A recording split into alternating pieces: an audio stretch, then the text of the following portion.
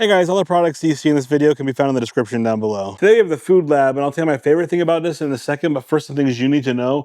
Guys, this book is literally one of the thickest books I've ever seen, especially on cooking. And it's 958 pages long. And guys, this thing just has a wealth of knowledge. It's one of those books where it's kind of just fun to sit down and read it, even if you're not cooking something, because it has so much to do with science, formulations, how cooking actually works. Not just, hey, throw those ingredients in there and see if it works. It actually has like information about why those things work and why you need to try them.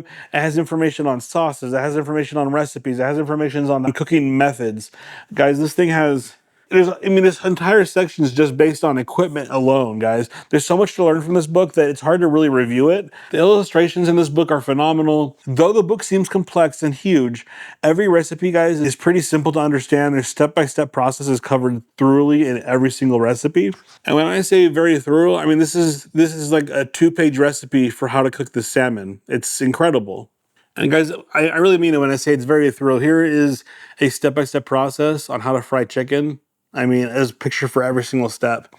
Guys, this book is incredible. I really, really like this book because it's so thorough. It's one of those books where you can learn a ton about the science of cooking as well as the recipe side book of cooking. If you want to just go find a cool recipe that you want to cook tonight, you can go through here and find that. If you want to spend an hour or two really just diving deep into the art of cooking, whatever you want to cook, and the science behind it and the equipment behind it, you can use this for that too.